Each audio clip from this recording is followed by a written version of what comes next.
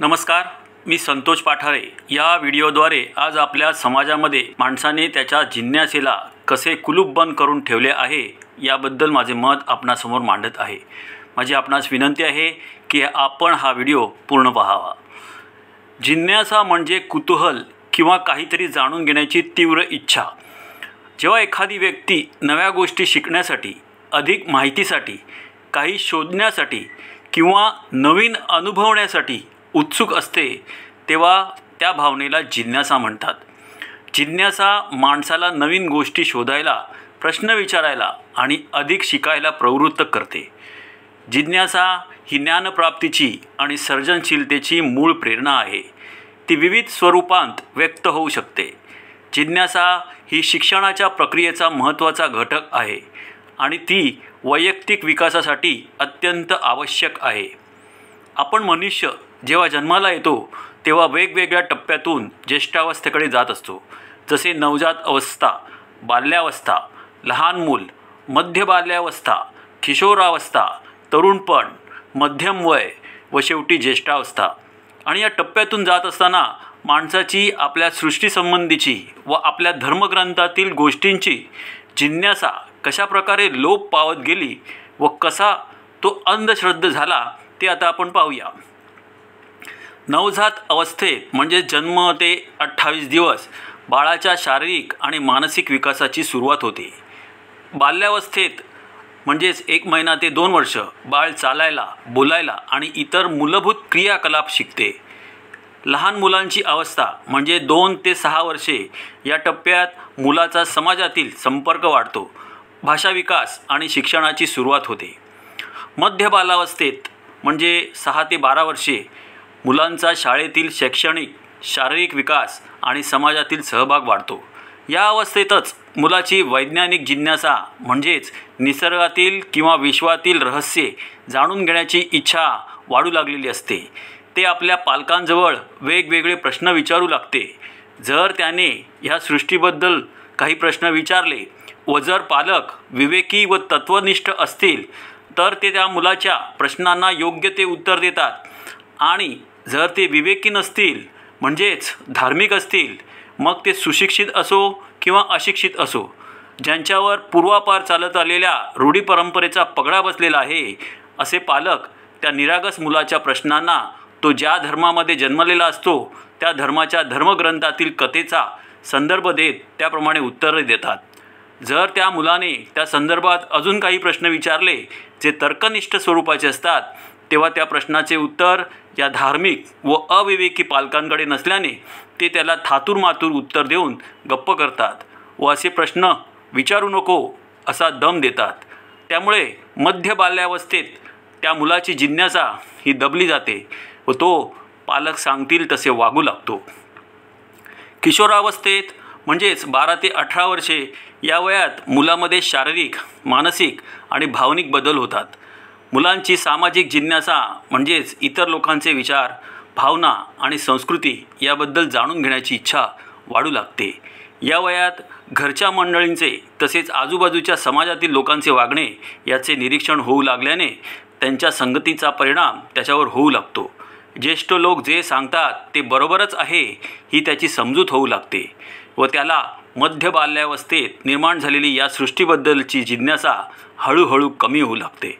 समाजात वावरणारे बहुतांश लोक ही देवावर विश्वास ठेवत आहे, तसेच काही अनाकलनीय गोष्टी त्याला वाटू लागल्याने नक्कीच एखादी अदृश्य शक्ती ही सृष्टी चालवत असणार आणि या सृष्टीचा निर्माता आपल्या धर्मग्रंथामध्ये सांगितल्याप्रमाणे कोणीतरी आहे हे त्याला वाटू लागते व धर्मग्रंथातील काल्पनिक देवांविषयी चिकित्सा करणे तो युवक सोडून देतो। आपल्या घरावर एखादे संकट आले की घरातील मंडळी देवाचा धावा करत असलेली तो युवक पाहतो आणि योगायोगाने त्या संकटातून ते कुटुंब बाहेर पडताच त्या युवकाची खात्री होऊ लागते की या सृष्टीचा निर्माता कोणीतरी देव आहे व अशा प्रकारे त्या युवकाचा सामाजिक आणि शैक्षणिक विकास होत असताना तोही नकळतपणे धार्मिक होऊ लागतो। तरुणपणी म्हणजेच 18 ते 40 वर्षे या वयात शैक्षणिक व व्यावसायिक जीवन जगत असताना सर्वांनाच अनेक कठीण प्रसंगांना तोंड द्यावे लागत असते।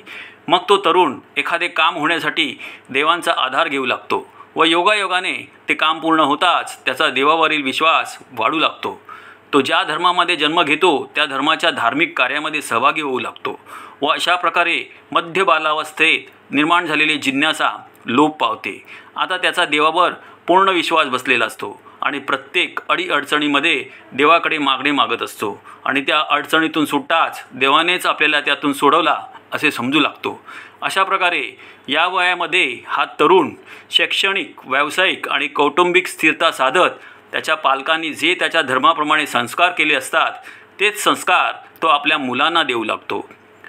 मध्यम वयामध्ये म्हणजे 40 ते 65 वर्ष अशा धार्मिक व्यक्तींच्या व्यावसायिक आणि वैयक्तिक जीवनात जेव्हा स्थिरता आलेली असते तेव्हा सृष्टीच्या निर्मितीसंबंधी काही प्रमाणात त्याची जिज्ञासा उचल घेऊ लागते.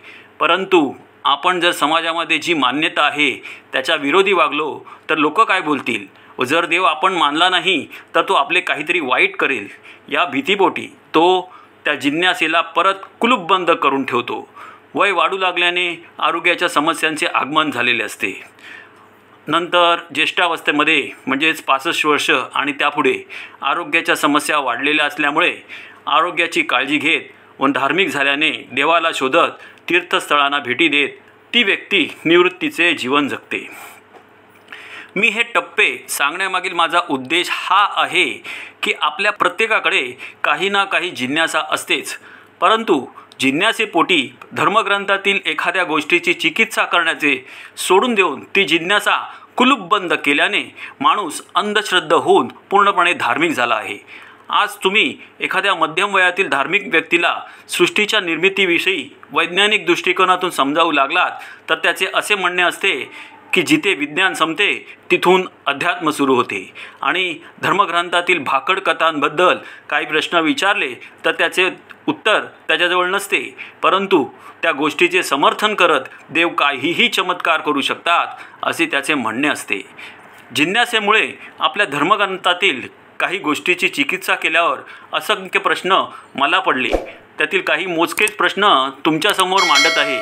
त्याची उत्तरे जर तुम्हाला माहीत असतील तर तुम्ही आपली विवेकबुद्धी जागृत ठेवून नक्की मला कमेंट करा.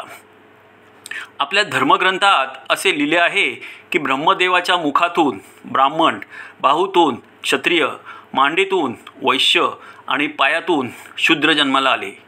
प्रश्न, मुखातून, बाहूतून, मांडीतून आणि पायातून माणूस जन्माला येऊ शकतो का?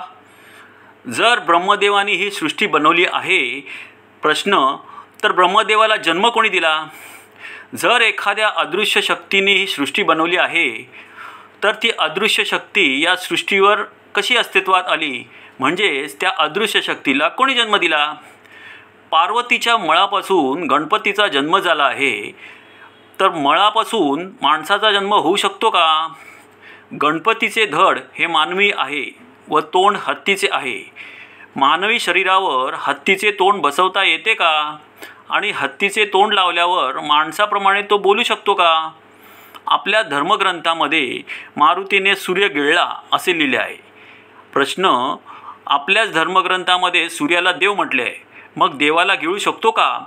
व पृथ्वीपासून सुमारे 150 दशलक्ष किलोमीटर दूर असलेल्या तसेच पृथ्वीच्या सुमारे 1.4 दशलक्ष पट असलेल्या सूर्याला मारुती गिळू शकतो का?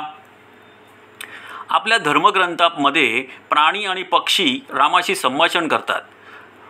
प्रश्न, मारुती म्हणजेच वानर, जटायू म्हणजे गरुड या प्राणी आणि पक्ष्यांना माणसाप्रमाणे बोलता येते का?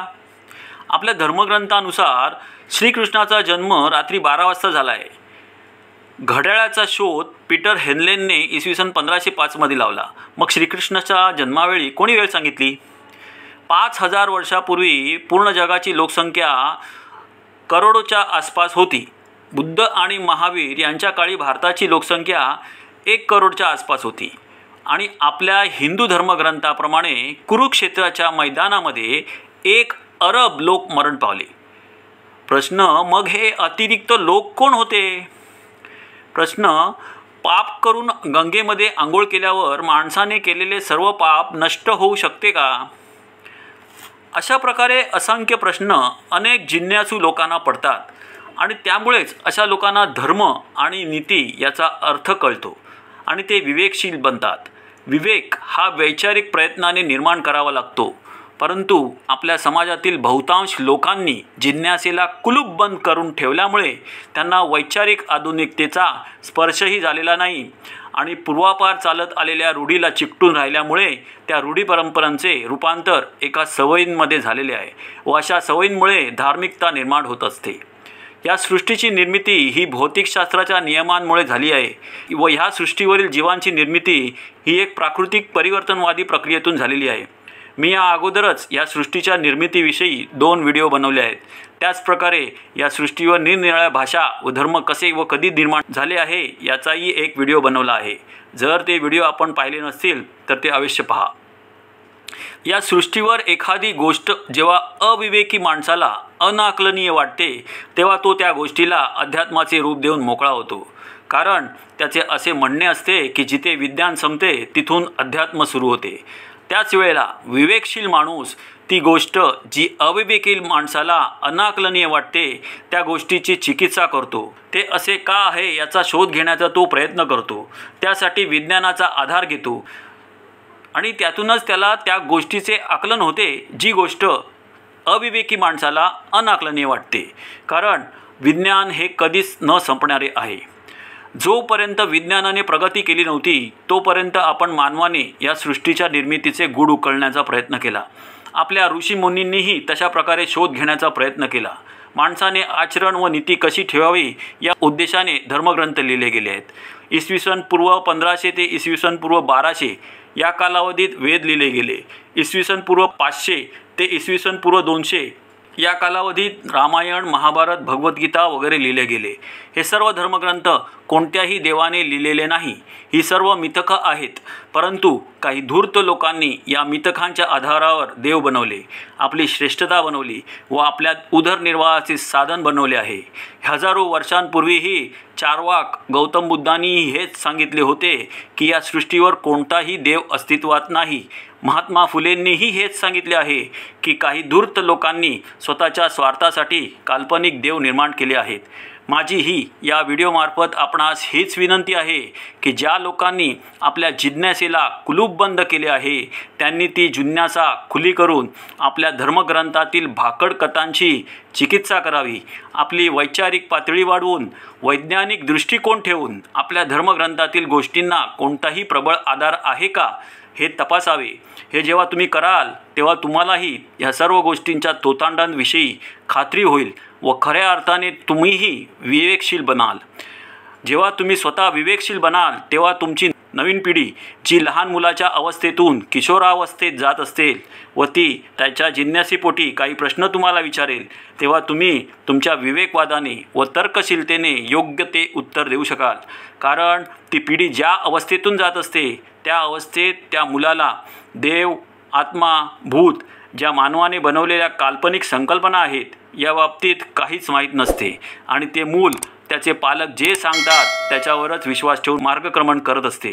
आणि जर तुम्ही त्याला तुमच्या विवेकी वृत्तीने व्यवस्थित उत्तर देऊ शकलात तर ते मूल अंधश्रद्धांवर विश्वास न ठेवता विज्ञानावर जास्त विश्वास ठेवेल व अशा प्रकारे आपली येणारी पिढी ही विज्ञाननिष्ठ बनू शकेल व आपला देश हा अंधश्रद्धाळू न बनता प्रगतीच्या दिशेने अधिक वेगाने जाईल।